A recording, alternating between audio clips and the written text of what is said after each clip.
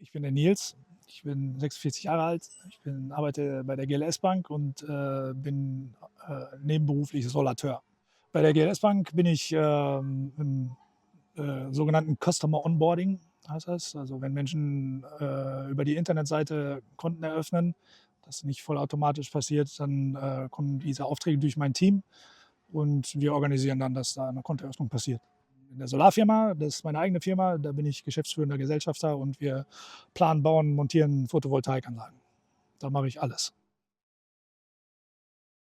Wir sitzen ja heute in Langdrea. Langdrea deshalb, weil ich, als ich nach Bochum gekommen bin, ich spiele schon seit mein Leben lang spiele ich schon Basketball und Langdrea, der BC Langdrea ist einfach der Verein gewesen, bei dem ich gelandet bin in Bochum.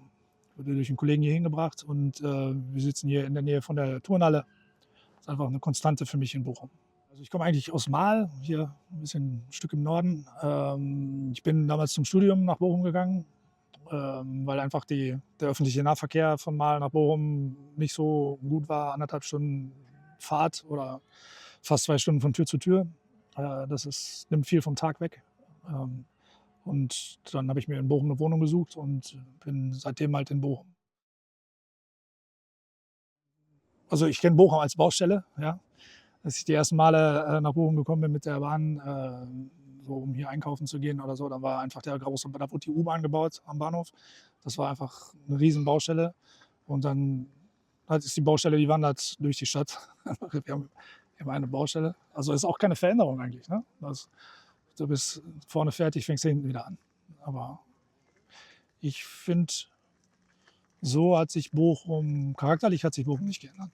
Also ich persönlich fühle mich wohl in Bochum, habe aber auch halt das entsprechende, ich hab halt 2 Jobs, ne? Ein bisschen Einkommen, kann mir eine Wohnung in der Innenstadt leisten.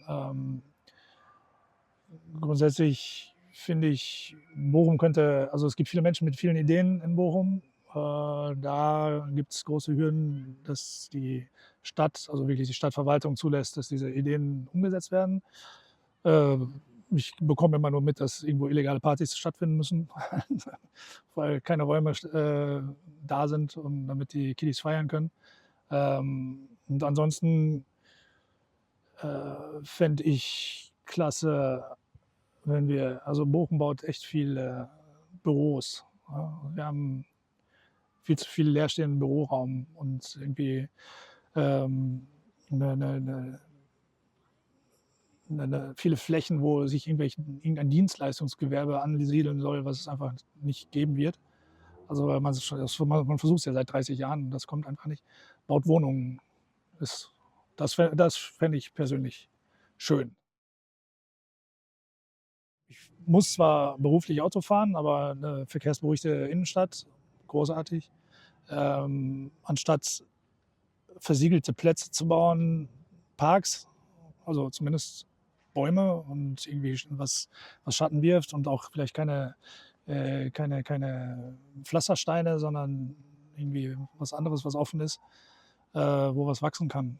Ja, also es geht auch in der Innenstadt, das kenne ich aus anderen Ländern, das geht. Ja. Ähm, und da schafft man halt, da gehen gerne Familien hin, da gehen alle Generationen gerne hin, setzen sich gerne in den Schatten an so einem Tag wie heute und da kommen einfach die Menschen dann zusammen. Ich bin ja aus einer Zeit, wo es große Kaufhäuser gab, ja. Die Zeit ist halt einfach auch vorbei. Die werden nicht zurückkommen, solche Konzepte. Was immer schon funktioniert in Bochum, ist Gastronomie tatsächlich. Jetzt ich weiß nicht, ob ich das Bermudadreieck vergrößern wollen würde, aber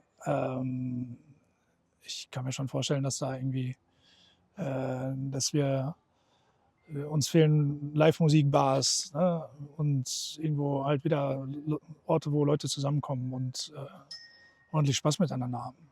Ne? Also, ich habe gestern noch mit einem Kollegen über einen Jazzkeller geredet. Ne? Uns fehlt ein Jazzkeller.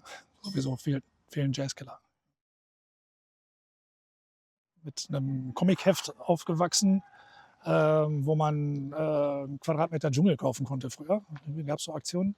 Wollte ich machen, durfte ich aber, glaube ich, nicht, weil mein Taschengeld nicht gereicht hat. Aber also uns wurde schon, also wir haben viel in der Grundschule und in der Schule haben wir viel auch über über Umweltverschmutzung und alles gesprochen. Und ich glaube, da ist schon ein Bewusstsein dafür entstanden, dass der Mensch sich von der Natur entfernt und dass wir irgendwie ein bisschen mehr an den Planeten zurückrücken müssen. Ähm, Das ist halt im Unterbewusstsein gewesen. Dann hatte ich aber den Auftrag, Geld zu verdienen, halt, damit ich irgendwie meine Miete bezahlen kann. Und bin in eine Ausbildung gegangen, und in dieser Ausbildung habe ich so verschiedene Varianten, einmal Logistik, also den globalisierten Kapitalismus irgendwie am Laufen hält.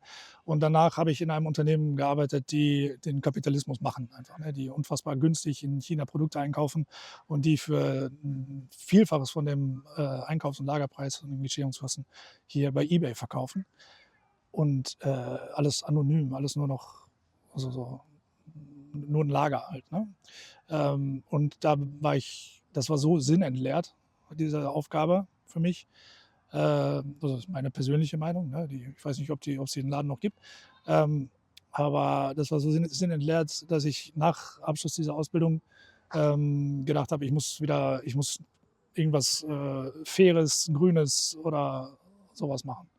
Und dann habe ich mich mit meinem Ausbildungsschein dann in eine PV-Firma beworben. Und ja, in der Welt bin ich geblieben.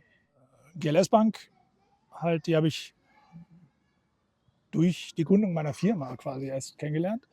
Also wir haben immer wieder Kreditanfragen gehabt von Menschen, oder die gefragt haben, wie man PV-Anlagen finanzieren könnte.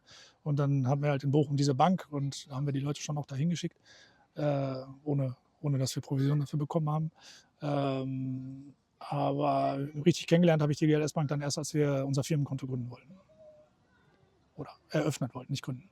Wir sind halt kein junges Unternehmen, also wir sind kein Startup oder so. Uns gibt es seit über 10 Jahren.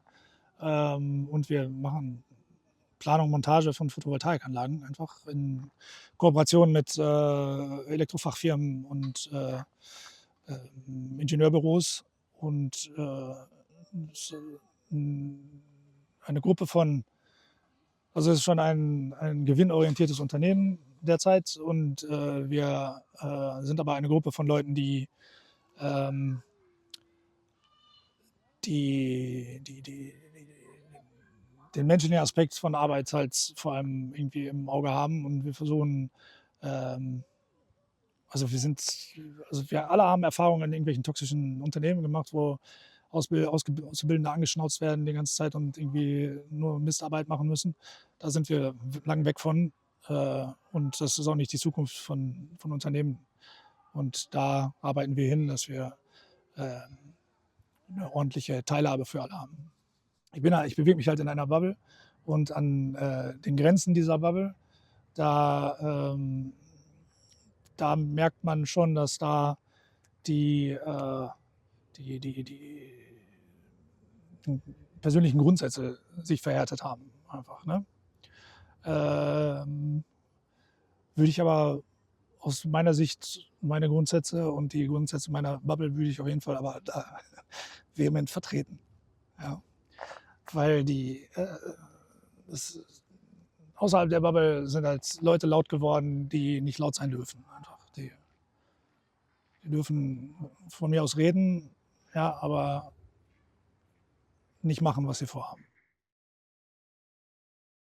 Mit einer Sicherheit beschreiben, dass ich Menschen um mich herum habe, die da sind. Ne? Und dass ich mich frei bewegen kann und so. Ne? Dass ich hier in der Stadt, ich kann rausgehen, bin unter Menschen, ich kann verschwinden, ich kann hier machen, was ich will, je nach meiner Laune. Und diese Freiheit würde ich tatsächlich auch mit Glück ergänzen.